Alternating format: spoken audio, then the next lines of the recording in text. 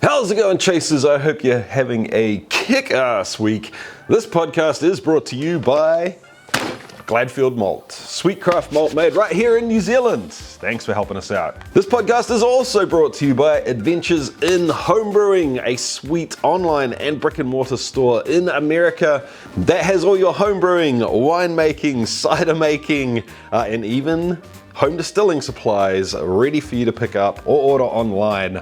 You can go to homebrewing.org/CTC for all of those things. Using that link doesn't cost you a cent, but it does help support the channel, so I'd appreciate it very much. Last, but definitely not least, I need to thank the Patreons. You're the people that make all of this stuff possible, and I cannot say thank you enough, so thank you. If you're finding value in these podcasts or the Still It videos, you can go to chasethecraft.com/support to find out all the different ways that you can support the channel and the podcast. If you wish, one of those, if it's right for you, is Patreon. Today's guest is Matt from Lunatic And Lover. These guys are new on the craft distillery scene here in New Zealand, and they're making a very, very interesting product, which they're calling Botanical Rum. What is Botanical Rum? Well, honestly, before this podcast, I really didn't know what to expect. I assumed that it would taste very, very similar to a gin, but with kind of a rummy undertone. I was pleasantly surprised. That is not what this product tastes like at all, and it is very much in touch with the rum base. It has a big, bold rum base that is not overtaken at all by the flavorings that are put into it. And I also love the idea that Lunatic and Lover are trying to keep this as a craft product. They're not distilling something and then adding flavors later on. They're making it all very, very similar to the way you would make a gin, where all the flavoring is added in during the distillation process. Nothing is added later on, which is great. I love that, other than water to proof it down, of course. Anyway, this product goes into a whole lot of detail on what the product is, where the inspiration came from it, the branding, and of course, I know you guys, I know you want to know about the process, how they make the stuff, what goes into it. And Matt from Lunatic and Lover was very, very generous with his time and with the information. So without further ado, Matt from Lunatic and Lover. All right, we're live with Matt from Lunatic and Lover. How on earth are you, my man? I'm very good, thank you. Yes, it's slightly surreal to be here, to be honest. Fair play, man. I was introduced to you and your product. I'll be honest with you, I had no idea you existed by Soren from 1919. Yep. Good point. Yep. Thank you, Soren. And I've got a bottle of your spirits on hand, good. which I believe is the only thing you have in production at the moment. Yep. It's been really, I think, what batch number have you got on the label? What's it got? Is that batch 01? It says up on the neck. Look. Up on the neck label. Batch 00. Oh, right. Yeah, you've even got the pre-batch one. Ooh, super exciting. Yeah. So it says right here, dude, I haven't opened this, by the way. I figured I'd hold on to it and open it with you because it says Botanical Rum, and I'll be honest with you, I don't know what to expect. Well, not many people do. Let's be honest. It's it's actually a term that I've seen a bit more in the last year or two. Which I was a bit annoyed about because I thought I invented it, but clearly I'm not quite as clever as I thought it was. So Brewdog up in the UK, you know, the craft brewers have started their own distillery, and they've just released a Botanical Rum now as well. So I think it's you'll see it a bit more, and I think what's happened is it's a reaction to spiced rum. Right. Okay. Now, without wishing to be nasty about other people's products, there's a lot of fairly average spiced rum out there. There really is. There's a lot of stuff that was not good rum to start with, and then we throw as many spices and weird things at it, so you can't really taste the bad rum anymore.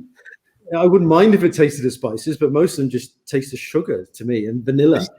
This is right. Yeah. And so so I think people are, and certainly where I came from with it was a reaction to that kind of spiced rum. But I think there's still some merit in putting some kind of flavoring in rum, but we don't use flavoring. We use whole spices, roots, herbs, all sorts of stuff. And the other thing we do, which is a bit different, is that we don't infuse it after the rum is made. It is made in the same style that gin is made. So we get our base spirit, which is a fairly flavorful white rum. It's not a neutral in any way, shape, or form. And then we redistill it with stuff in the botanicals basket and in the pot as well. So you macerate some of it beforehand? Yep. Okay, cool. How long are you macerating for? It's 3 techniques. So it's steeping, macerating, and gin basket. Because all the different botanicals I found behave differently.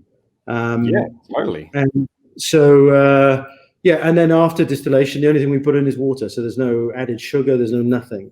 It is really just the botanical bill and the base rum. So you'll notice once all the botanicals have gone through and you smell and taste, you still get that quite strong licoricey element coming through at the end from the molasses. Totally. So it's 100% molasses bill as well. We don't use sugar. Are you fermenting on site? Yeah, everything from scratch. So you're not fucking about, are you? No, it's quite a mission, I can tell you that. So we get the molasses, comes from just around the corner out of Chelsea, and I do the fermenting and I'm just making the base rum is a mission in itself. Our fermentation is quite a long one, averages 5 to 6 days, and it's a batch fed. So that's a mission in its own right. And then I do a stripping run and then a spirit run. Pull it off at about 84%. So use a couple of plates to get it to that, but not so much that it gets too neutral. And then there's the third distillation with the botanicals in it at the end. So it's quite a process. Man, that's crazy. I don't even know how I ended up where I am, but you wouldn't have planned it like this, that's for sure. Yeah, for sure. So you said you're doing batch fermentation. I can't remember the exact words you said, but what I assumed you meant from that is you keep adding sugar to get to a higher ABV than you would have. No, it's not the high ABV that I'm aiming for. So one of the things I found when I scaled up was the fermentations weren't coming out like they were at the smaller level. All the test runs and everything, I never had an issue. They'd always worked out pretty well, but then something happens with the scaling, and I'm still at a loss to tell you exactly what. And it's not the temperature. I was stressing the yeast, and it came through in the base spirit. You get kind of a sulfury, almost slightly meaty note coming through, and it was really plaguing me what it was like. No matter what I tried, lower temperature, longer fermentations, whatever, it was still there. And I wasn't shooting for particularly high gravity, so I was coming out about 9-10%. The yeast is capable of going up to 13 or 14. So it wasn't that, but I work with Lalemant, and they were very good, and they came back and said, well, try this. And so what we're actually doing is you start off with a very low bricks for the first 10 hours, and then you put another batch in. It's a much higher bricks, and you build the bricks up that way, and avoid the pressure on the yeast cell walls, and the stressing the yeast that way. And fair play, it seems to have come across. I mean, it's a lot more work. I mean, I used to put the fermentation on and pretty much walk away for 4 or 5 days. Well, the first 3 days, I'm coming in, pumping some more in, setting the alarm, coming in at 9 o'clock at night and pumping another 200 liters into the fermenter or whatever it might be, So it's, and I think that it's working, that's how I've ended up there. Again, I don't seem to do anything the simple way. Well played, Lalemant. It's always nice to have suppliers that'll have you back with that thing, right? Yeah, I mean, they'd be really, really helpful with the questions as well. Yeah, nice. I wonder. I mean, I know from the beer world, the one thing that comes up a lot is pressure. As the fermenters get larger, you end up exerting a lot of pressure on the bottom of that fermenter, and if you've got a bottom fermenting yeast, I don't know, man. Yeah, like I say, maybe that was it. I know. I certainly know the first batch. I hadn't set the pressure release valve on my fermenter. I didn't realize it was wound shut. This is one of those stories you hear, and it's a 2,500 liter fermenter, so it's a big fermenter. And I came in one morning and heard this hissing sound. Oh, CO2 is coming out of the fermenter. It's obviously the fermentation's working away. And I realized it was coming out the seal of the manway on the top. Oh, God. With the pressure build up there.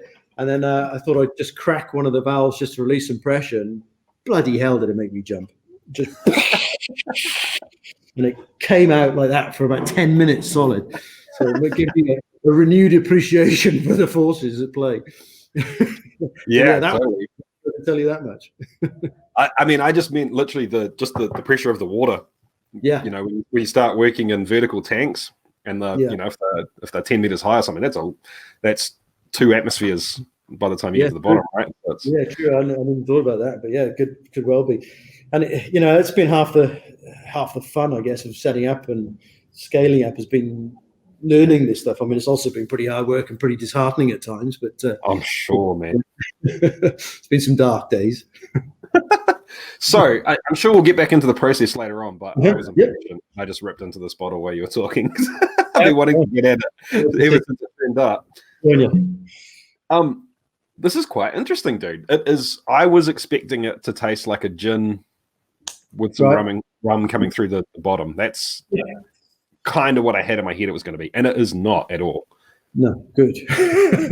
Good. Yeah, well, I mean, and it's not a spice drum either. That I wouldn't. If you put this under my nose and said, "What is this?" I would say, "I don't know. It's rummy something." It's and that was we're definitely breaking down a few barriers here. One of the things when we started out was which botanicals are we going to use, and how's it going to work? And unlike when you're sort of developing a gin, for example, there's some fairly well-publicized gin recipes out there that you can start from, and you can pull that out, you can add this, you can do whatever, but they always juniper forwards, a lot of citrus and coriander notes are all fairly common. So you've got a good base point of where to start from. You can get as creative as you like from there. We didn't have that. So I didn't, no requirement to be juniper forwards, no requirement to use citrus or anything. I'm making it up as I go along, which is a blessing and a curse at the same time. So the way we went about it was, and I didn't want to overpower the rum with botanicals. It was supposed to be there to augment it rather than just be a vehicle for the botanicals. So I went around and basically got a little 1 liter Alcatar, the alembics, and just spent an hour or two every evening just distilling all the botanicals individually. Not all of them, but I mean as many as I could get my hands on and try.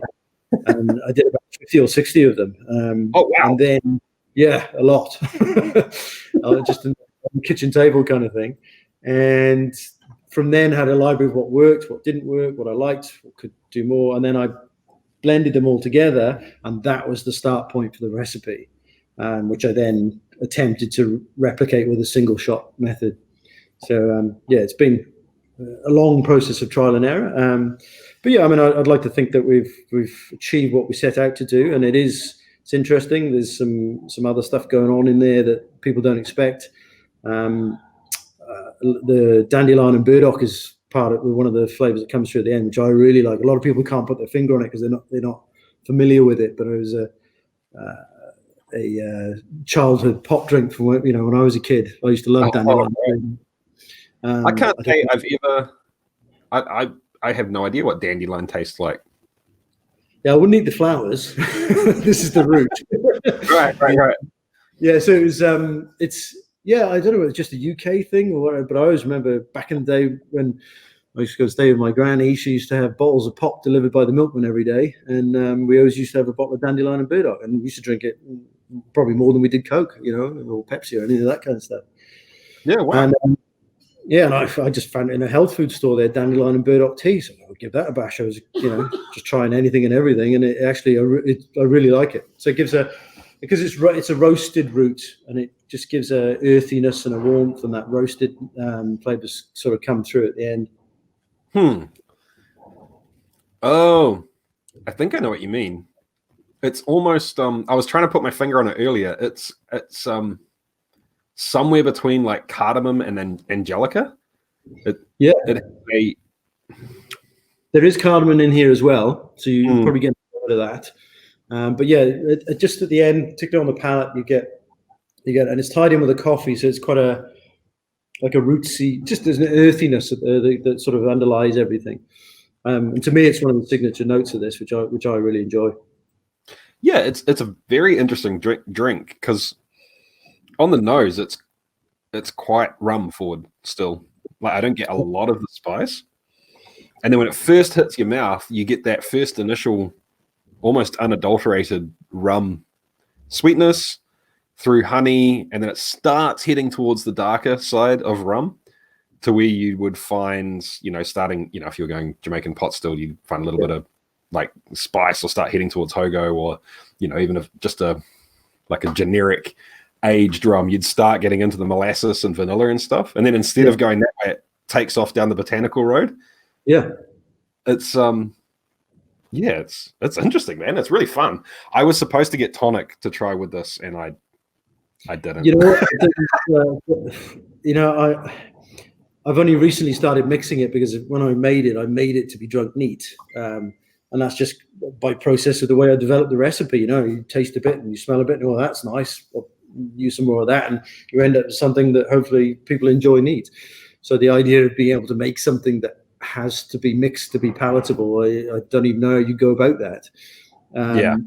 But we've been East Imperial have come on and helped us with a few collaborations and stuff, and they've been very good, and they've given some suggestions, and it's actually brought some things out. If they do an old world tonic, for example, and mixing that with it has brought some stuff out that I didn't even know was there, and I really enjoy. So that's been quite good fun, actually. Side of it that I didn't really anticipate as much.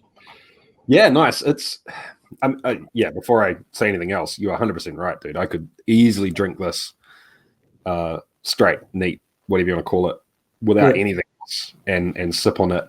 I'm trying to white rum, really. There's not many white rums you can probably do that with so much. I'm trying to figure out what sort of situation I would drink it in, because it's not like a full-on winter drink by any means. Like whenever we say spiced rum and stuff, don't get, like, if you're listening to this at home, don't get that sort of side of things stuck in your head. It's not like a mulled wine at all. It is very much a rum with a little something else. I tell you where I've a recent revelation for me is my kids very kindly gave me a cold over the weekend. So I started having hot toddies with it in the evening. So a spoonful of honey and some lemon juice, and boom, it's that's a winner. That would be good, man. I highly recommend. Yeah, I don't know. It sits somewhere between where I would drink. It's kind of like a triangle of. There's when I'd normally drink whiskey, like neat, and just enjoy it, and then there's kind of where I drink port after, almost as a digestive after a meal, and then there's kind of like, I guess, almost like a hot toddy or a mulled wine, and it sort of sits somewhere in between those three. It's bizarre, but. It's going to take me a little while to get used to this, dude. Do you want to? It's we're in between categories here, and I'm excited to see what people make of it. Really, how they drink it. So I think in the summer, just with a splash of tonic and a couple of cubes of ice, and you got a pretty good summer drink right there. For sure. Is there ginger or something? There's a spice to it that isn't. There is definitely spice in there. So there's. I'll give you the botanical bill, shall I? I'll tell you what. Yeah. Let's do it. All right. So there's orange peel. Yep. Then we use two sort of native herbs. So one is horopito. So you might notice there's a bit of spice, a bit of heat in there, and a bit of pepperiness that comes from the horopito. And then the other quite odd one we use is one called marihau, which is apparently the Maoris used to use it as a perfume. Okay. And I've got to go out and forage that one, which is, again, I've made a bit of a rod for my own back there. the one bush I've found has started to get a little bit depleted. I'll find another source for it. And that's really strange stuff. I don't use that not so much for the palate, because if you can get bitter very quickly, like a lot of native herbs. But this one is when you dehydrate it. When I come into the distillery after I've had it running, dehydrating overnight, it smells like almost like fresh sponge cake with a bit of cinnamon in there as well. It's beautiful. Oh, interesting. Yeah. So there's that, and then we've got allspice, which is pimento, and nutmeg, which is probably the two spicy notes you're getting. Yeah. Cacao nibs is the other big one. So we steep that. So I get a 80%. I get the base rum and get about 10 kilo sack of cacao nibs and soak it in that for a week to extract the flavor out of those. There's some green cardamom, which you've already mentioned, dandelion and burdock, and a few coffee beans thrown in there for good measure as well. And then orris root ties it all together. I would not have picked the cacao nibs and the coffee, but in saying that, I guess that you could easily misplace that as rum flavors, I guess. Yeah. Well, one of the, I talked about the difficulty of coming up with a botanical bill and what we were going to put in there just because of the range of options. One of the start points was reading all these rum reviews of these fantastic old rums, and I looked at the descriptors that they were using. So, you often get people talk about chocolatey notes, some citrus and ripe fruit and this, that, and the other. So that was the start point for a lot of my botanicals. So, it's probably not surprised I ended up with some of that stuff in there that can be almost mistaken for, for different elements from an older rum, if you like. Well, I wasn't trying to recreate it. That doesn't sound right. But no, I know what you mean. Yeah, You're trying to. We were talking about this recently with who was it? Oh, with Bearded and Bored, guys. If you want to listen to that podcast, it was Bearded and Bored. It was number 15 on food and distilleries, and we talked about pairing drinks and food. And I think this is pretty similar. Whenever you're trying to put two flavors together for enjoyment's sake, you can either pick something that's already there and accentuate it, or you can pick something that's there and put it with something else that's going to fight, Yeah. So to me, putting the chocolate and coffee are very much flavors on the molasses spectrum, right? The components of that molasses. So that makes a whole lot of sense to me. Yeah. I tell you what's interesting. Unfortunately, I didn't get a chance to send you a sample of it, but the barrel rested one that will be coming out later in the year. I've got a barrel up there that's been in there for about 6 weeks. So just pulled the sample earlier, and the botanicals are sort of taking a bit of a back seat to the oak, but they're still there. But it tastes, it's starting to all come together and really turn into something quite interesting. And I think it's a result of putting those kind of flavors in there. So it's not mimicking an old rum, but it's it's kind of getting some of the elements that make old rum so good. Yeah, totally. You're taking inspiration from it. It's not like you're trying to recreate a fast-aged rum, and that's not. I get what you mean. Yeah. I've for those of you that can't see me, I apologize to those of you that can, but I'm currently trying to snip one nostril out of a glass of your botanical rum and another nostril out of some whiskey to try and oh, that doesn't work with the red wine. No. It was much better without. But yeah, I think that sort of barrel, if it heads down the barrel candy and vanilla path, that could be fun. But I don't know, man. I also think the barrel spice, like more of the tannin and the pepper, could be quite fun because you've got a fairly solid backbone there for it to live up, to carry a bit of spice. The stuff that's in the barrel, there's quite a heavy char. It's ex Four Roses. Cool. Yeah, so they're ex Four Roses barrels. So and they've got quite a strong spice note from the heavy char, and that's coming through quite quickly. Even though say it's only been in there 5-6 weeks, you really get that baking spice kind of nose coming through, which is lovely. I mean, perfect, exactly what I'm looking for. That's fun, man. Did you when you decided to throw it in a barrel? Was it? Did you have a very specific idea of what you wanted from it, or was it just a case of just like let's find out? Of what I would like it to be, but whether it was going to turn out anything like that was another story. I mean, I did the usual stuff, right? I sort of aged a couple of carboys with some different types of wood chips and all the rest of it. And I got to be honest, I never had a great deal of joy with wood chips. I never achieved anything close to what I would consider barrel. But there was one particular batch that really the vanilla and the sweetness came out of the wood chips. It's like, oh, right, now that's really working with what's going on here. And that's when it's like, yeah, okay, we're definitely going to go down that road. That's worth pursuing. How, you know, like anything to a certain extent, especially when you're starting out like this and you don't have a big library of stuff to work from, it's a bit, you know, fill the barrel and hope, you know. But that's part of the magic of it, right? Oh, 100%. Are you? Yeah. Is this something that you're going to pursue heavily? Like, are you actively putting down more barrels, or is it you just going to do and I'm going to be doing traditional rum as well. So there's non-botanical stuff going to start going down fairly soon as well. As soon as I've built up some stocks, you know, I don't have to feel obliged to spend every waking day making botanical rum. I can, you know, maybe 1 week do a traditional pot still and chuck it in a barrel and leave it there for a while and see what happens. So yeah, we want to do normal rum as well. This is at some point. But, you can see behind me. I've got 40 casks, ex-bourbon casks sitting there already, and there's only 2 of them full now. So got a bit of work to do. So, I mean, that leads into the question of what equipment and what size equipment are you running?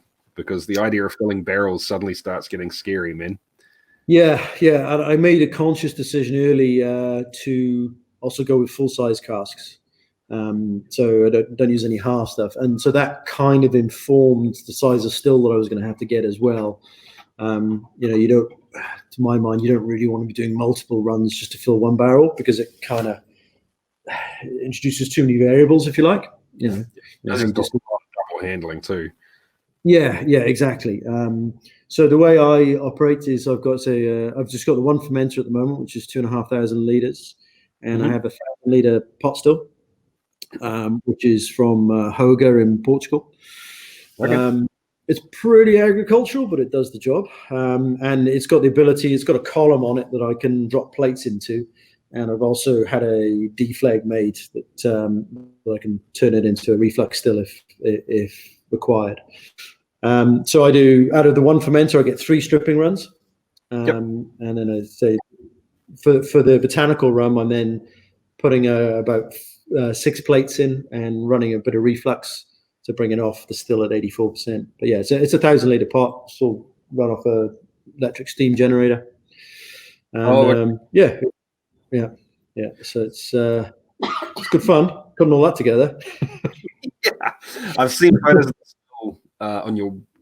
Must have been on the website, maybe on your Facebook page, one or the other. I do remember seeing photos of it somewhere. It's got a bit of character to it, man. It looks cool. Oh yeah. It's not it's not one of these distilleries where you go to and you see all this beautifully polished copper and it's all been lacquered and everything's spotless. No, that's not here. This, I say it's a bit agriculture. I've had some adventures with it, it's just things like the still drains in the wrong place, so it doesn't properly drain out. When you're dealing with molasses, you get quite a decent sludge left in the bottom. And it's an hour every morning scooping out sludge at the bottom of the still because it doesn't drain properly. And good times. Yeah. Hey, it works. It does a good job. It does, man. Yeah. And do you have plans, sort of specific plans to upgrade at some point in time? I mean, I'm sure. Yeah, absolutely. I mean, again, we could scale up without a massive rethink of the equipment. It'd only take another fermenter, and that's double capacity there. And I think probably a wash still might be a pretty good investment as well, because 3 days to strip a fermenter is, to strip it down is painful, to be honest. So a bigger boiler and be able to do that in one hit would dramatically increase production. But we got to see how we go in terms of demand for the product. Really, if people aren't buying it, then there's no point dropping $50 million on some more gear to make more stuff people don't want to drink.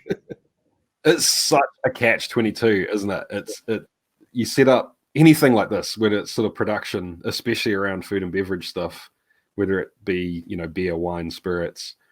You've got 2 options. One is to kind of be nice to the bank account and get a proof of concept in the market.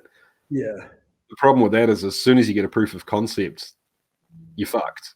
If it works and people are buying your stuff. I mean, to be fair, like you haven't gone tiny.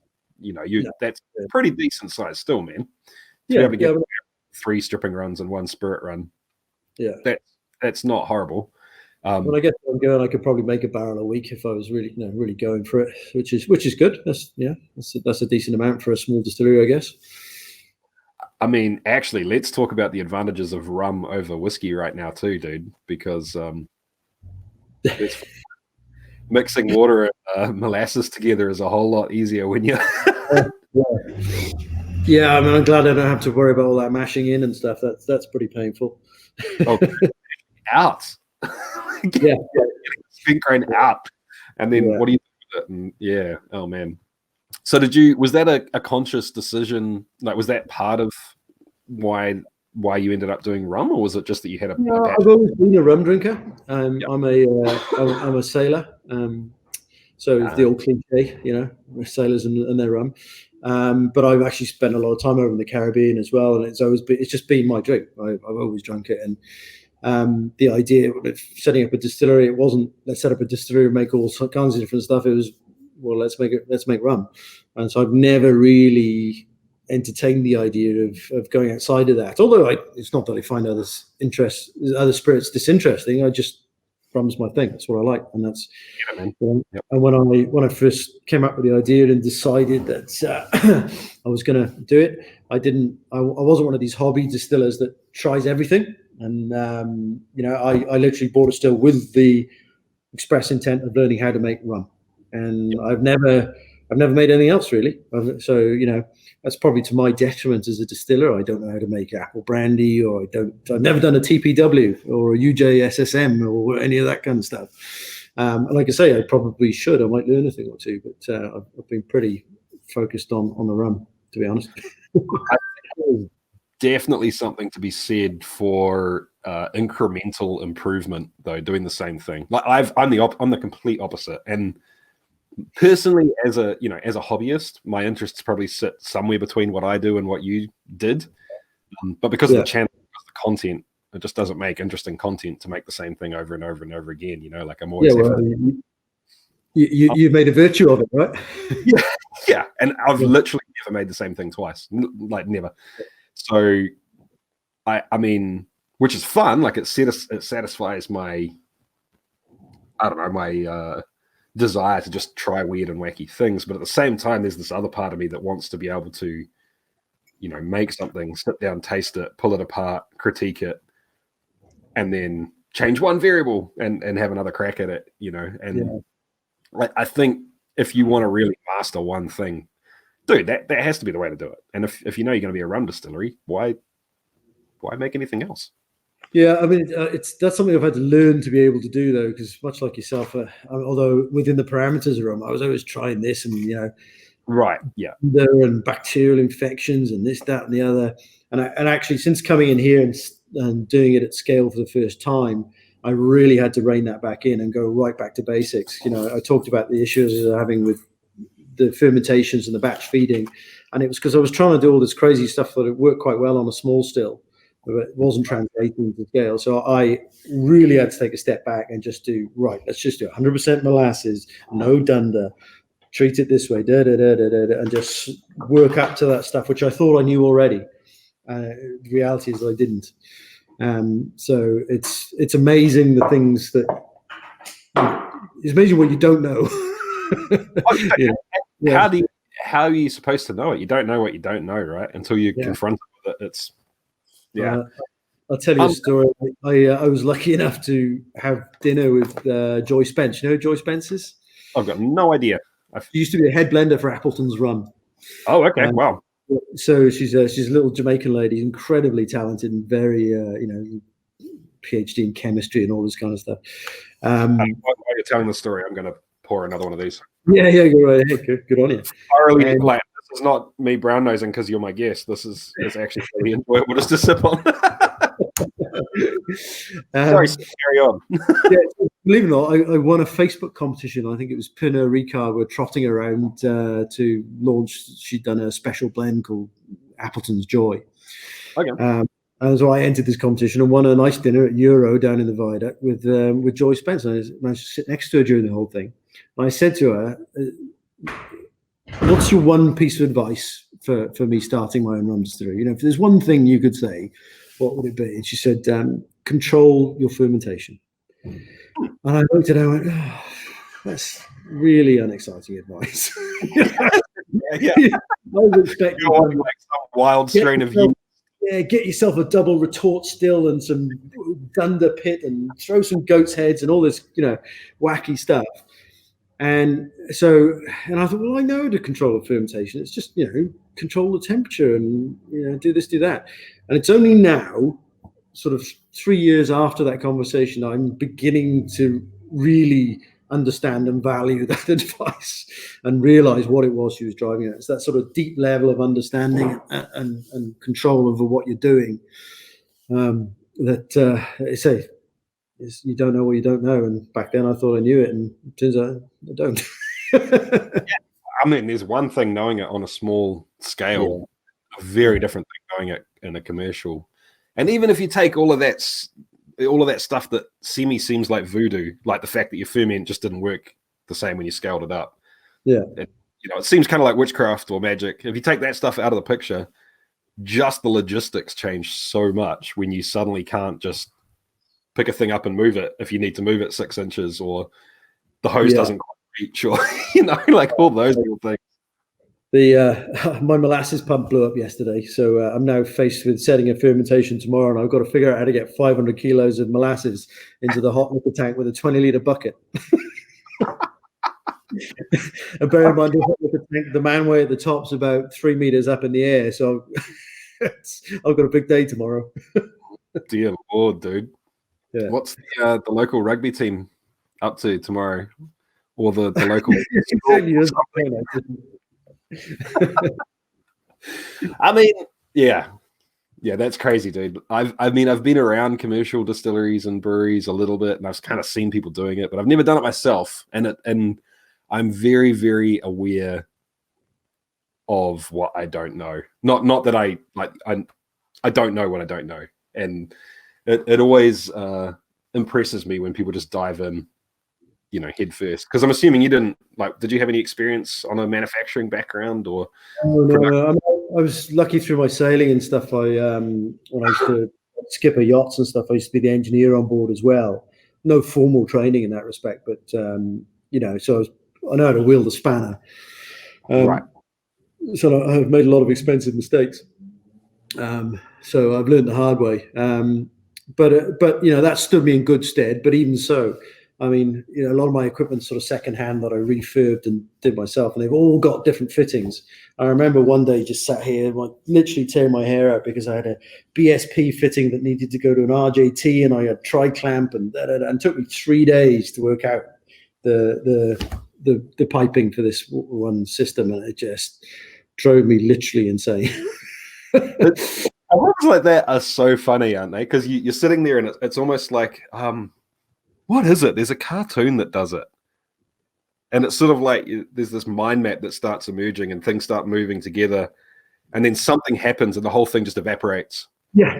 You start building it back together and you've got it down to this last piece. And then you suddenly realize that last piece doesn't exist. And it all evaporates. Exactly. Yeah, no, it's good fun, and I enjoy the challenge of that. But at the same time, there's got to be easier ways.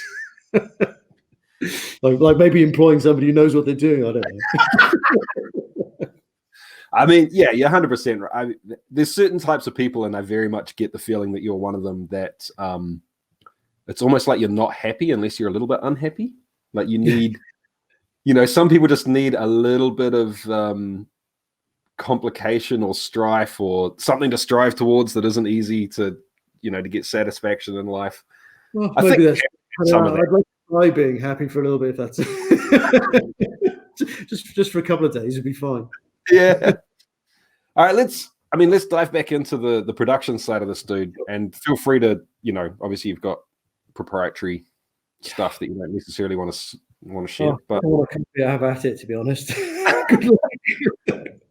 All right. I barely know how I make it. Let's start right at the beginning, right? I mean, I have to imagine that is the molasses for you. That would have been one of the first things you needed to sort out. and you said you're getting it from right around the corner at Chelsea, wasn't it? Yeah, that's right. And actually, funny enough, I started off. There was another source, and it was coming over from the Bundaberg refinery. Oh, which is, and I don't know how I ended up there rather than Chelsea, because I actually live on the edge of the Chelsea View estate. But for whatever reason, when we moved in here, then the supplier came back to me and said, "Oh, we're not going to be able to bring it in for at least 6 months." So, well, that's a bit of a problem, because I've done all my recipe development with your molasses. So I got straight back on the phone to Chelsea, and they were excellent. And I went and had a look around the facility, and exactly how they make it all. And they're really good there, and it's really high quality molasses. It makes good rum, and it's a much better fit for the story of how the rum is made. So they just bring it up the road, and I get it in great big huge 1.4 ton palicons that got heated base in them. Oh wow. Yeah. It's so I go through about one of those a month, about 500 kilos at a time. So crazy. And where does it sit on the I don't know what the official word for it is, but on the molasses spectrum of light versus dark, how refined it is? So again, there's a lot of confusion about what the different grades of molasses are and where they're made, and what blackstrap is, and this, that, and the other. So this is a food grade molasses. So if you were to go and buy stuff for baking, it's pretty much the same stuff. They make a lot of licorice out of it. It's not. So this is what they call refinery molasses, as opposed to mill molasses. So mill molasses is the first molasses that gets made on the crushing and the initial processing of the raw sugar. So when they crush the cane at the mill, they turn it into raw sugar, and that mill molasses is the first byproduct. Now that's quite different stuff. It's very bitter, very strong, very variable in terms of the Brix content and all the rest of it.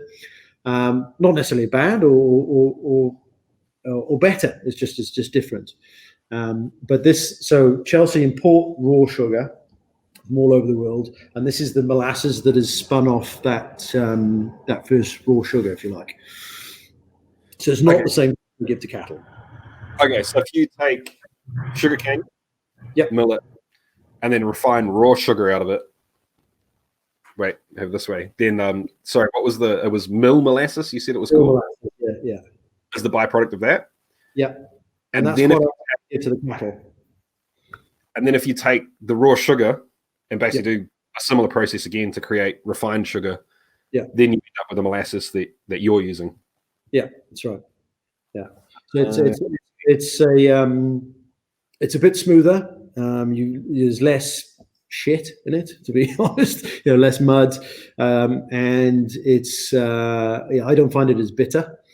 And the sugar content's pretty stable. So, every batch you buy comes with a lab analysis, so you know what your Brix content is, and it's, around the high 70s every time. So it's a good quality, reliable source of feedstock, which is what you're looking for, really, because some of that mill stuff, you just never know what you're going to get. You can use sulfur in it as well, depending on where the sugar canes come from.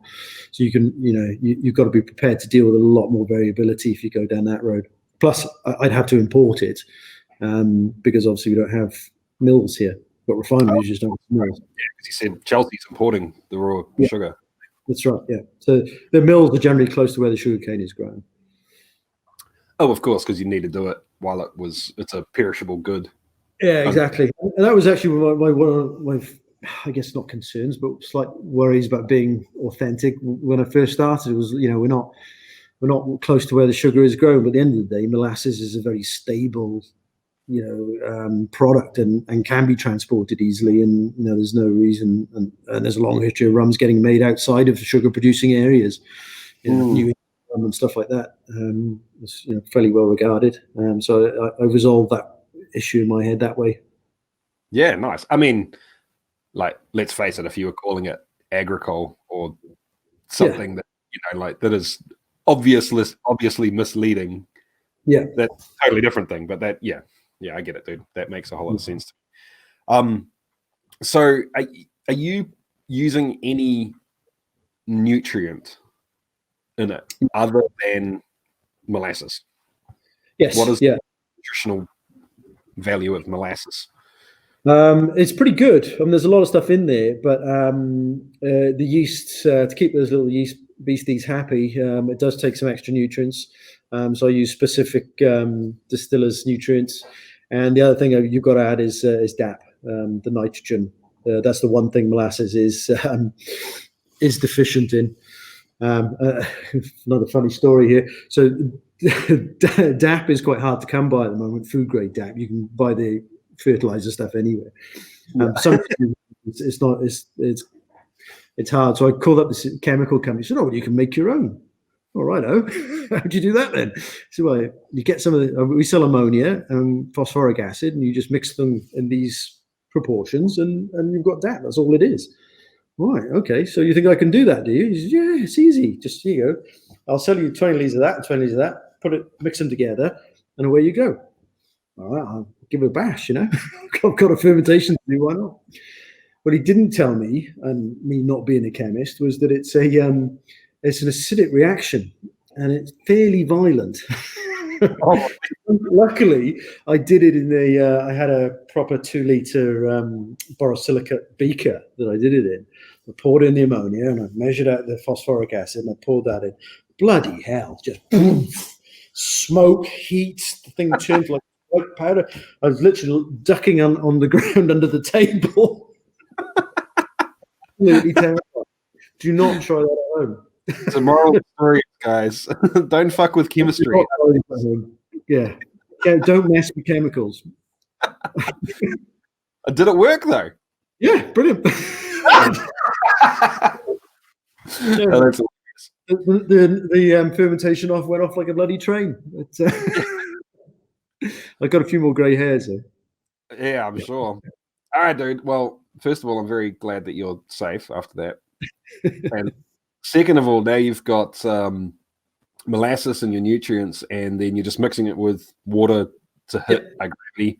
You said you're aiming at about 9-10%, so it's that 1090 or something like that gravity. Oh, you're in bricks, aren't you? Sorry, I can't think in bricks. Yeah, so about 19 bricks is where we end up. But it's got hard to measure because I'm doing that batch fed thing. But right, of course, it's the same amount of sugar as I was doing before. But yeah, the total bricks will be about 19, and finish up somewhere around the 10 mark. Yeah. So the molasses does still have a fair amount of unfermentable. Yeah, it's got a fair amount of stuff in there. Yeah. Interesting. Okay. What yeast are you using, dude? And how are you treating that? A specific rum yeast from Lallemore. And I've done a lot of testing and sort of I still love playing around with different yeasts and bacterial infections and all that kind of carry on. I've yet to bring any of that into the production, but I might do a couple of batches with some random stuff. But the yeast and what that brings to the party, and how to control it and get the most out of it. I know myself and you have had a couple of little exchanges on Facebook about talking about using that Kvike stuff. That's been quite good fun. I might even do a limited run with limited edition with that, because I think it makes quite a nice white rum. Which one are you using? That was the Hornidal. I haven't tried the Voss, but the Hornidal, and I've got another batch to give it another go, because I suspect that last lot I had, it took about 9 days when it should take 2, so so it wasn't quite up to speed. But yeah, I mean, that's one of the great things about this, is you get to indulge your passions a little bit and try random stuff on this, and maybe have a crack at using it. So we'll see what happens there. But there's some good fun stuff, and say the bacterial stuff, adding lacto and Clostridium and all those kind of things, just to see what happens is it's good stuff. I'm not brave enough to put any of it into market just yet, but we'll see. Yeah, fair enough. Well, I mean, you saw what happened. Well, you're telling me what happened just with the straight yeast pitch, and how that was not simple to scale it up. So I can imagine doing all of that would be even worse. Okay, man. So the yeast that you're using, the Lallemand rum yeast. What is that specifically giving to the mix that you chose? This one is it's a yeast these days are pretty good where you don't necessarily have to use a lot of dunder and all the stuff that you used to have to do to get a flavorful rum. It's got a pretty good ester content production just from the yeast alone. The straight white rum, the base rum that I make from it is pretty flavorful. It's got some nice spice notes, a bit of fruit coming through there. Some of those kind of esters. I am looking for flavor and deep, rich flavor as opposed to speed or alcohol yield. They do other yeasts which I've tried, which will ferment in sort of 2 to 3 days, whereas I'm at about 5 to 6. But I just prefer it. It's just a taste thing, which has fairly major knock-on consequences for my production schedules. I'm sure you imagine. You double the fermentation time. It's kind of a big deal. Oh, and you said you got one fermenter too, don't you? So you can't. Yes. Yeah. I'm not getting any of the really banana. No, I don't. I think by the time it gets through the process of the botanicals added, you'd be lucky to pick that out in this product. Also, you do get a little banana in the new make, do you? Because it's more. Yeah, there's some ripe fruit in there. A little bit of ripe fruit. I tend to get more of the pear and green apple notes, depending on where I make the cut, obviously. But do a fairly wide heads cut, you get more of those notes coming through. But yeah, it's pretty good yeast in terms of flavor profile. I'm pretty happy with it, and I think it will probably always be in the repertoire somewhere, particularly obviously as the base for the botanical rum. But when I do traditional rums as well, I think it'll be definitely part of the canon, so to speak. Yeah, that's cool, man. Yeah, so this tastes like a pretty locked in product to me, dude. Like I can't imagine you're gonna drastically change. Like this is a product that you're going to aim for consistency with now, I assume. Yeah, I mean, I'll say that batch 2 is different to batch 1 already. No, I mean we are aiming to keep it the same. I'm pretty happy with where it's at, we might do seasonal variations, although we have to get another bloody bottle design to do that. And we might do some single botanical stuff. Who knows? But this and the barrel rested will be our core products, if you like. The batch 2 is slightly different because I've the main reason is I found a New Zealand grower of orris root, so I changed from imported orris, powdered orris root to big whole chips that come out of the Bay of Plenty, and it's beautiful stuff. But I used it in the same amount, and I think what it's done is it's locked in the volatiles from the orange peel, so the whole thing is a bit brighter. Whereas this one, the one you're drinking, doesn't have that as much. So something is just a little change like that does make a difference. And it's still small, craft stuff. It's gonna be a variance. Oh, dude, it totally is. And a lot of different markets will steer into that too. It turns into almost it's a badge of honor to have a certain batch from a certain distillery, or the new batch comes out and everyone wants to taste it next to the last one. And I think I feel like the community and the consumer has gotten used to the fact that it's not Jack Daniels or Gordon's or like one of the behemoths of the industry that can dial it right in. I did. Oh, sorry. No, carry on. No, I was just I went up to Scotland a couple of years ago and did distilling course with the IBD up there, and it wasn't really geared at craft distillers, but there were a few on course, and the rest of the course was made up by distillery workers from the big name distilleries up there. We were in Elgin, the heart of Speyside, and the instructors, so the lecturers, were all from the Scotch industry. And what really struck me was the extraordinary amount of time and effort that industry spends on consistency. But it's kind of at the detriment of innovation. It works so well for them. They've painted themselves into a corner where innovation is pretty hard to justify. And they're very, very good at it. Let's be honest. they make quite a decent product at the end of the day, and that's just where they've ended up. But all the Scotch distilleries I went up to were all using the same yeast. They didn't do any experimentation with yeast. Their fermentations are all about getting maximum yield in the shortest amount of time.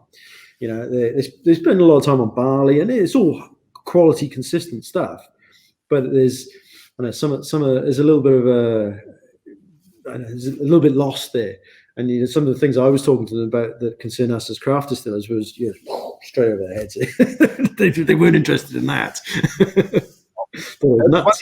I hear the same story over and over again from people all over the world. That are craft distillers that have been to Scotland, that have seen the behemoth machine that it is. And on one hand, it's kind of like, you're absolute magicians. I don't understand how you take those ingredients that you're using and those practices that you're using, and you make something so fucking good. Like, it is such good product. But then the flip side of it is, dude, if you just backed up to the beginning and used all of the knowledge and the magic that they have to focus on just making something delicious, that was the be all end all. Imagine what they make. I know. The yeast, I couldn't get my head around the yeast thing, that they're all using exactly the same yeast. Just what?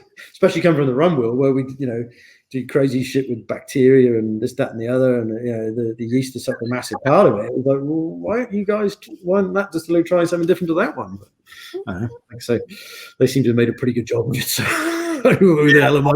That really is. So I'm super interested to hear about something that you have done on a home distilling scale, or on a batch trial sort of scale, something where you did go crazy with the yeast and the bacteria, and tell us a story of something you tried that worked out well and what you did to get there. So I guess I tried to, obviously being rum, the dunder pits and the muck pits, if you like. There's the difference between the two. Dunder being pretty much just back set, whereas muck being the stuff that's left to really go rancid. I mean, it is quite incredible, and you do get some pretty radical stuff coming out of there. So I've tried all that. One of the things I realized was controlling it and understanding what's going on. So I actually broke it down into individual bacterial strains. Now, again, I'm not a chemist. I'm not a biologist. I don't have a lab. So what I did is I took when I was making a big wash, I took 10 liters of several batches of 10 liters of wash, and then got individual strains of bacteria and infected those. And then later on added that back into smaller batches of fermentations with normal yeast to see what it did. And that was quite interesting. So you had a comparison between what the Clostridium did versus what the propionic bacteria produced versus what the lacto did, and a range of stuff that I could get my hands on. And the propionic one's quite interesting, which is have you played with that at all? I have not. No. I can't remember what I've only done rum once, and it is really something I need to circle back around to. And I honestly I can't remember what it was that I put in my quote unquote dunder pit. I think I saw one of your episodes where you chuck in like Yakult in there or something. Yeah. I was. Well, I mean, I was hoping that's exactly what it is, So why not give it a go? I was hoping to get something from, like a sour beer, a couple of sour beer strains from White Labs, or a mix of Lacto, Brett, and Pedio, or something like that. And kept just not being able to source it, and that was screw it. I'll buy this. It's probably as valid as anything anyway, because at the end of the day, although I said I use single strains, the reality of my process being sterile enough for it only to be a single strain in there is slim chance. So it would have been a random selection of beasties in there at the best of times. But I mean, the propionic one was quite interesting, because that's supposed to be, through the literature you read, is supposed to be one of the major contributors to this mystical rum oil that you hear so much about. Wow. And they use it in cheese making. It's the stuff that gives Swiss cheese its holes. Oh, okay. Apparently, I know very little about cheese making. But so I tried some of that. That was really gives a nutty flavour, and it gives funny enough, slightly cheesy if you overdo it. But again, sort of some rich fruit stuff coming through. So that's all stuff I'm thinking maybe at some point, if I get a chance, I'll do a bigger scale version of it and do it as a limited release. And what I really like to do actually is I'm going to do a white overproof proper job rum, which is not something the New Zealand market's really got at the moment. You've got to go to like a Ray and Nephew or one of those kind of things, and I'm not sure the New Zealand public's necessarily ready for it, because there could be a reason why it's not that popular. But do a proper full-on heavy white rum and see what people make of it, and release it at something crazy like 60% or something. Yeah, it's tricky, man. Bartenders will love it, but whether anybody else will, I don't know. I don't know what New Zealand's relationship with rum is. It's always seemed like something to me that is. It seems like the industry as a whole treats rum like I used to treat all spirits, right? It's just an alcohol delivery device. It's you buy it to put in Coke, or or into a tiki drink or something to make yourself feel flash. Yeah. Which is odd, because to be fair, I haven't tasted a whole lot of, really quality rums, but every time I do, it gives me everything that I enjoy in whiskey, but in a totally different space. Like I can sit there and enjoy it just for, like right now, I'm sitting here sipping this and I'm just enjoying it. I'm, concentrating on talking to you and podcasting. And I'm just enjoying it. But when I do take a second to sit here and sort of pull it apart, it gives me that same enjoyment that I get out of drinking, whatever type of whiskey it is. So I can't quite why that hasn't broken through into the industry in New Zealand yet. Well, I don't think it's necessarily a New Zealand thing. I think that's relatively new concept worldwide. Well, not new concept, but people are only waking up to the fact that a high quality rum. An aged rum can stand on its own 2 feet up against the finest spirits in the world, be they brandy or whiskey, and right now you can get some pretty extraordinary stuff that's not crazy expensive either, and people are just waking up to that fact. So there's been a sort of core group of people, enthusiasts around the world for years who've known this, but it's with this birth of craft spirits, people are exploring these things more and more, and they're realizing that rum's a pretty serious category in its own right. I was reading the other day that in the UK, rum now has overtaken gin in the last year in terms of sales. Yeah, right.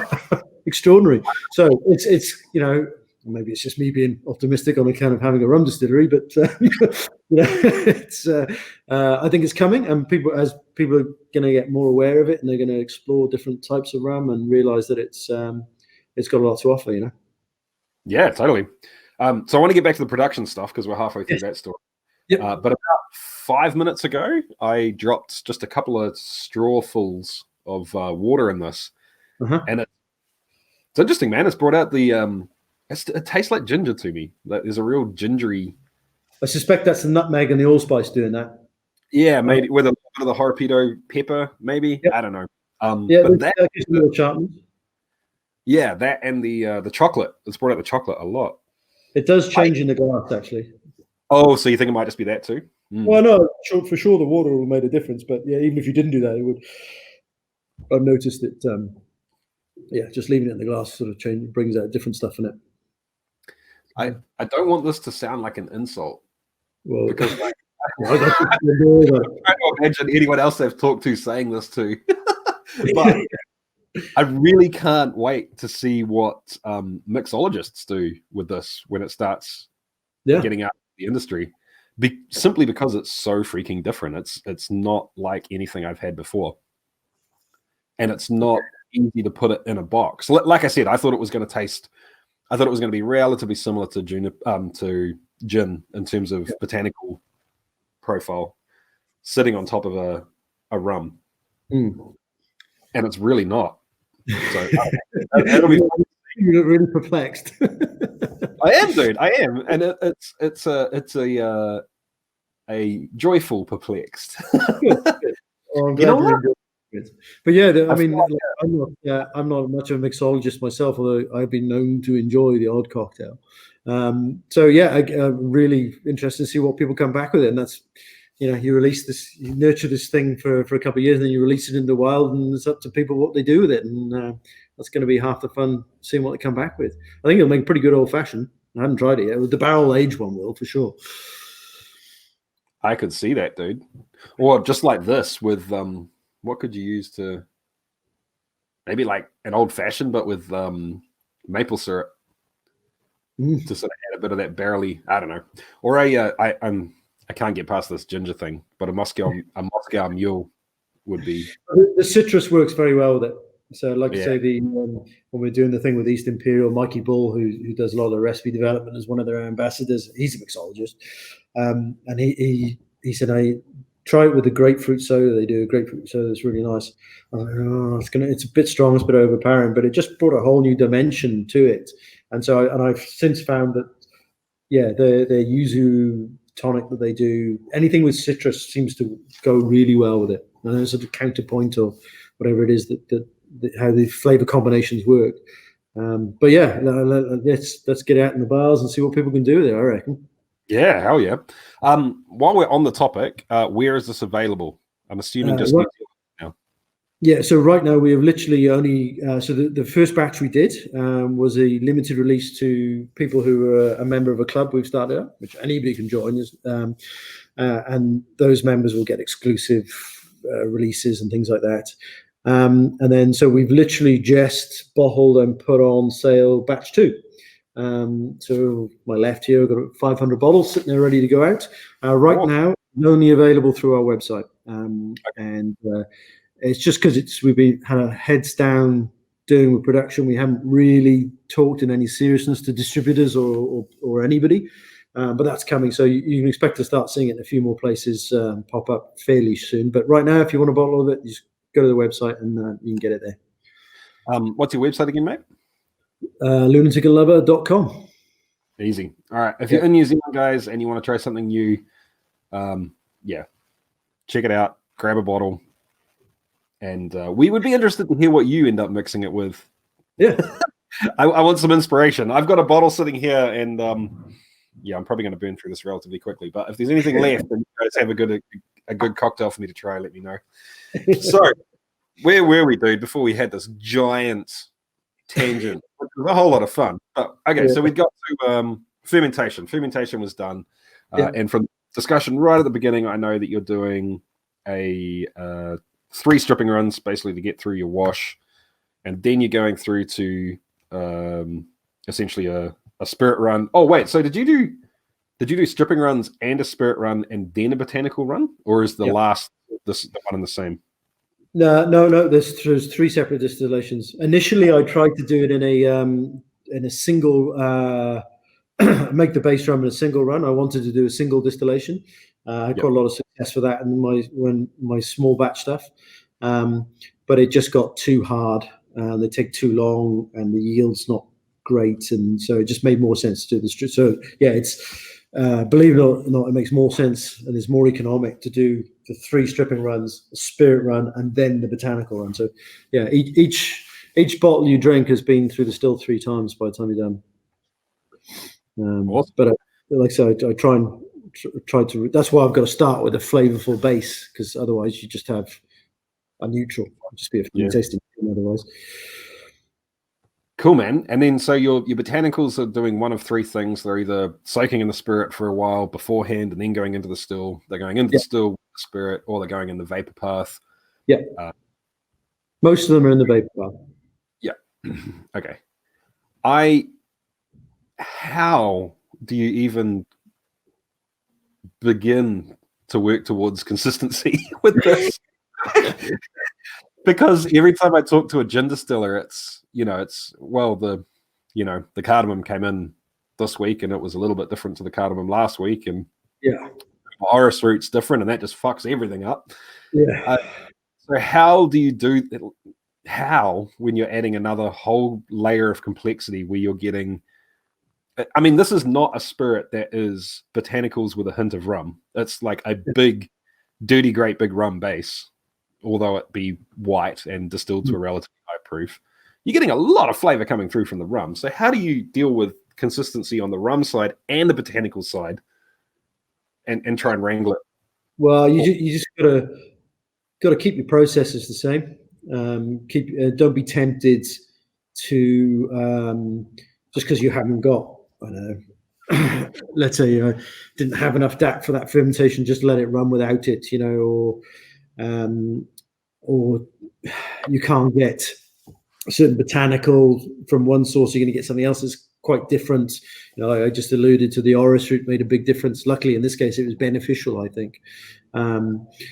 But you just got to try and keep your processes and your changes down to a minimum, and also be prepared to throw shit away. That's the reality.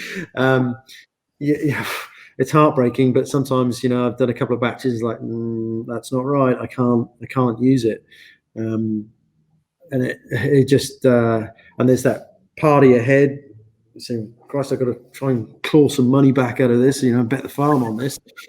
And, it's costing us a small fortune.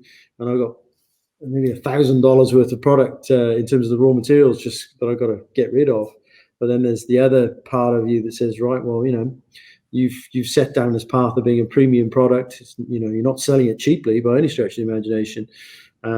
You better walk the walk. And if that means sacrificing, the odd batch that isn't quite perfect or whatever, then for the sake of the quality of the overall thing, that's what you got to do. And that's been quite a hard lesson. Yeah. It's soul destroying. I've yet to talk to a distillery that's biffed anything, but to be fair, most of the distilleries that I've spent time with and really seen are whiskey distilleries, and I guess they have the advantage of fuck it, leave it in the barrel for another year, see what it turns into, and then we can blend it into And I've got that. I can do that as well. So if the base rum isn't quite how I want it, it's too whatever the problem might be, I can certainly just chuck it in a barrel and come back to it in a couple of years, and I might have something I can use in some way, shape, or form. There's not much that ends up down the drain, to be honest. I mean, there was a few of the early ones just were horrible, and they have gone down the drain. And I was hoping, because I had all these grand ambitions and a false belief in my own skill set, I was expecting to be in production almost as soon as we moved in, and this, that, and the other. And of course, that was radically different in reality.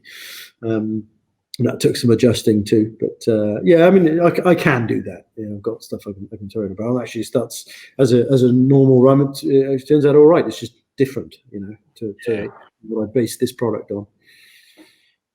Crazy, man. So I guess that pretty much sums up the production for this, doesn't it? Other than then proofing it back down.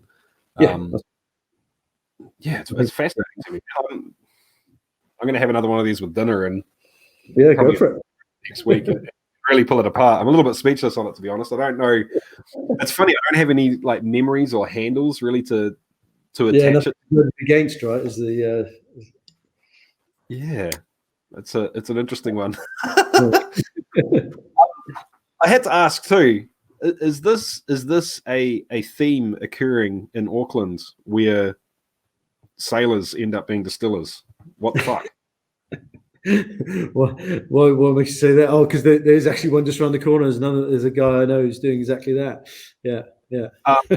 Soren was driving boats too, wasn't he?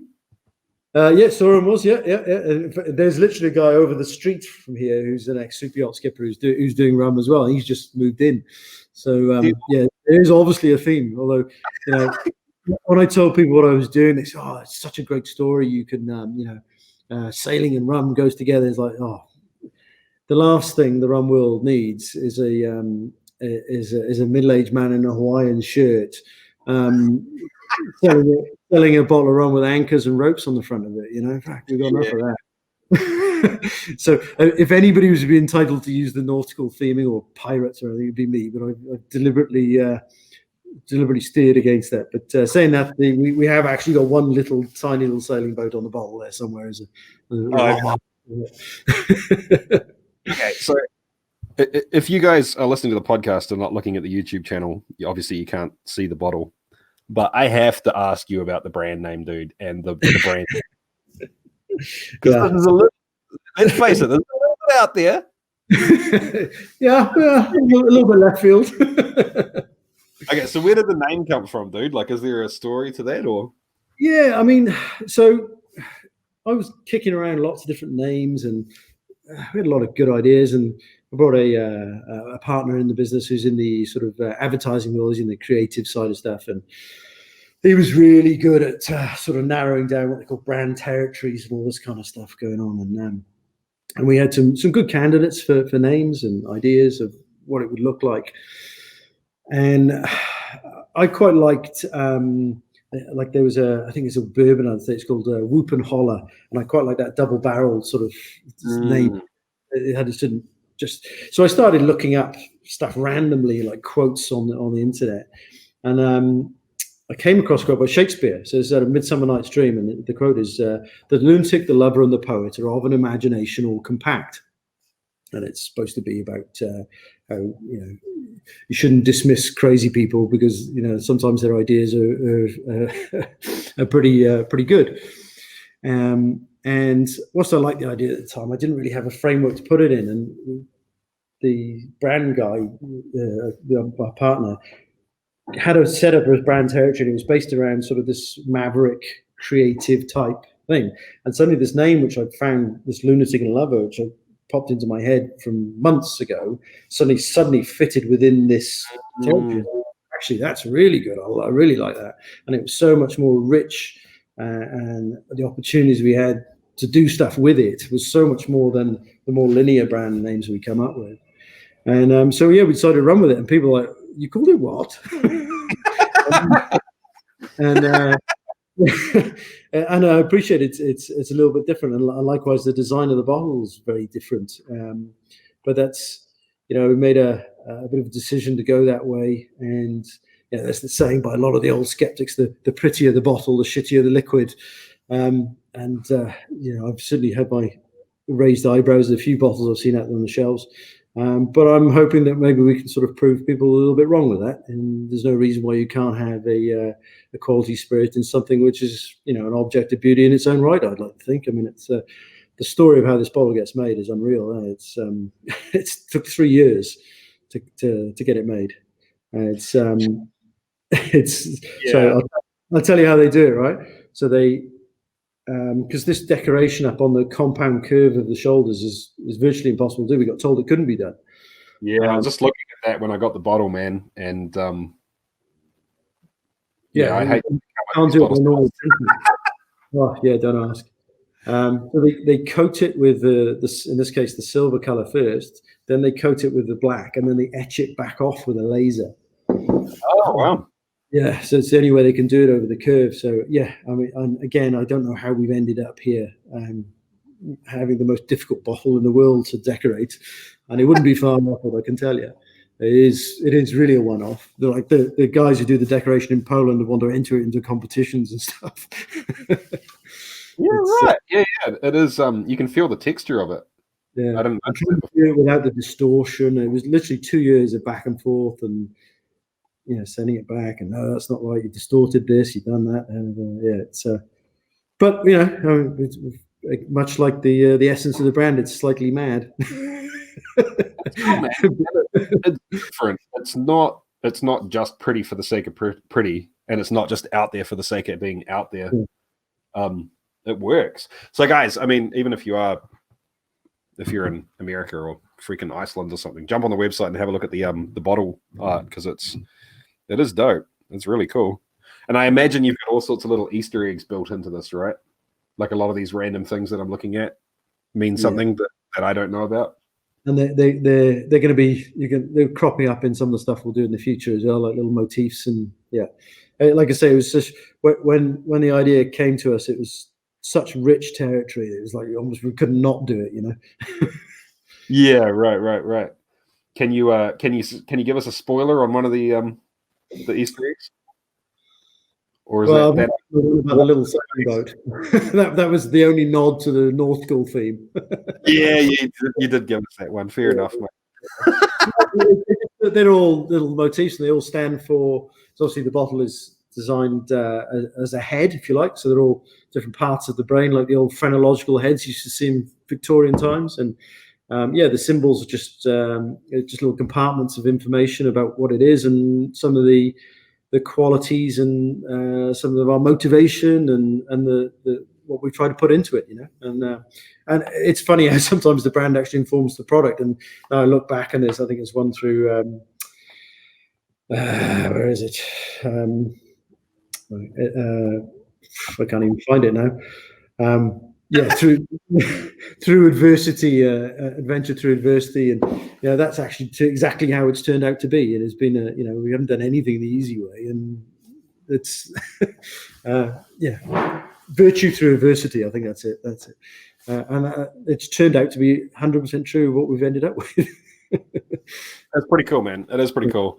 I can't wait to see what you do with everything else over time, because excuse me, I've been thinking for a long time that rum is just something that's completely lacking from New Zealand producers, right? There's Stolen and there's, a few other people sort of sourcing stuff. And I'm hearing rumors about a few other people that have got barrels down and that sort of stuff. But it's cool to see something like this come out of New Zealand, because I can't understand why New Zealand isn't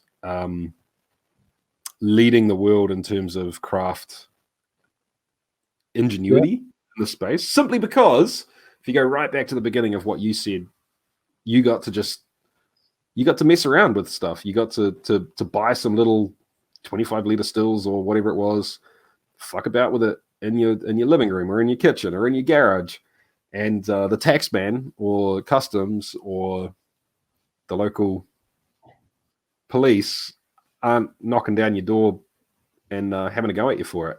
Yeah, exactly. I mean, you're exactly right. Why isn't this taken off already? Not just rum, craft spirits in general are only really getting, starting to get a little bit of traction now. We're a few years behind Australia and miles behind the US in terms of the penetration in the market. And like I say, it's the New Zealand mindset. We've got the environment and the ingredients to do it, and you've got a regulatory environment that's incredibly forgiving compared to what other people have got to deal with. Absolutely. Let's get into it. We're already behind the eight ball. Let's get stuck in.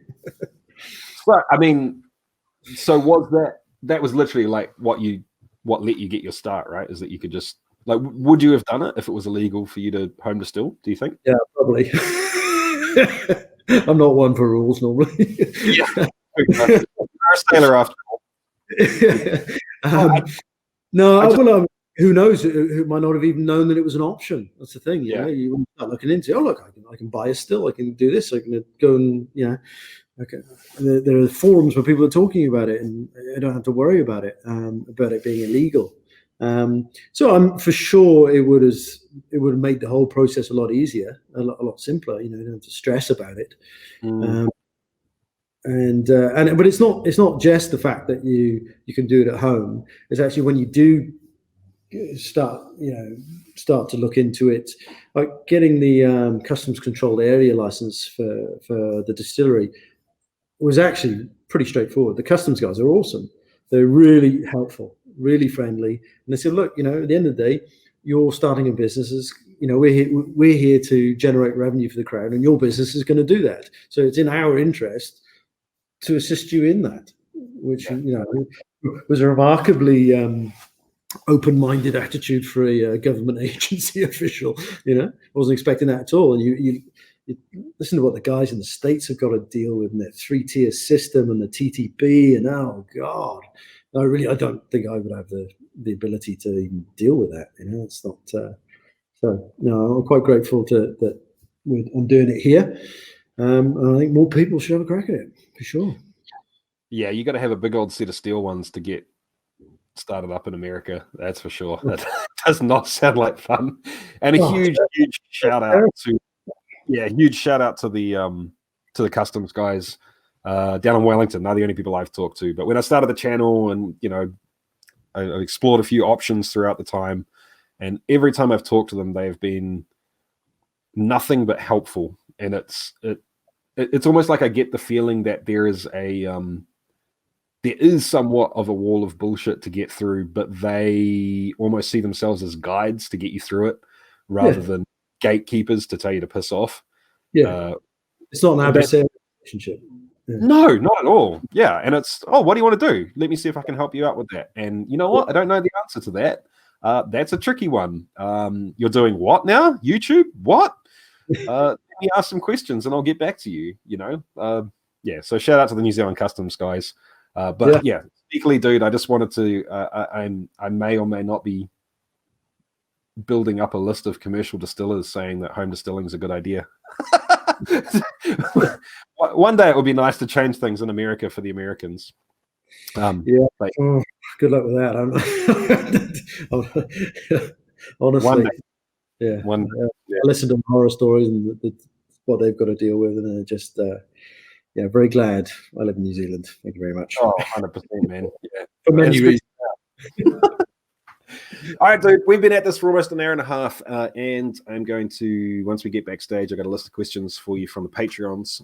But before we go, I'm going to flip on you a little bit. Sorry, what was the name of the lady from Appleton again? Joy Spence. Joy Spence. You asked Joy Spence for one piece of advice when starting a distillery. So I'm going to ask you for one piece of advice when starting a distillery, and you're not allowed to give the same answer that she gave because that would be cheating. So for those people, someone out there that was thinking of starting a distillery, one piece of advice you'd give them from anything at all. Doesn't have to be rum. No. Honestly, I think make sure you've got a clear vision. Nice. It's very easy to get sidetracked and saying, I'm going to do a distillery, I'm going to make this, I'm going to have a go at rum, I'm going to do some whiskey, I'm going to do this, that, and the other. And that's fine. But I think, certainly for me, it was pick one thing and do it really well. And if your vision is to create a distillery that does a range of products, just, you really got to think about your brand and what it is you're trying to achieve. Otherwise, you can waste a massive amount of time and money and just have a raft of mediocre products and spend a shit ton doing it. Be focused and have a vision, I think. And it's not that daunting, but that'll really, give you a path to follow. When all shit hits the fan, you know where you're going, you know what you're trying to achieve. So, awesome. Vision. Well said, sir. And thank you very much both for hanging out with us and having a chat, and also for this. I very much appreciate that. I'm going to enjoy. You're more than welcome. I'm glad you're enjoying it, even if you don't know what to make of it. I still don't know what to make of it, but I'll do my very best to find out over the next week or so. See if you're any clearer. So a huge thank you to Matt from Lunatic And Lover. I learned a lot about a category of spirits that I knew nothing about. And honestly, guys, I found a spirit that I thoroughly enjoy. I know I talked a lot about, how to add this to mixes or cocktails or whatever, but honestly, I think I've just settled on having it straight like a whiskey. It is absolutely delicious. So nice work, Lunatic and Lover. I'm loving your products. I really appreciate being able to talk to you, and thanks for sharing with us.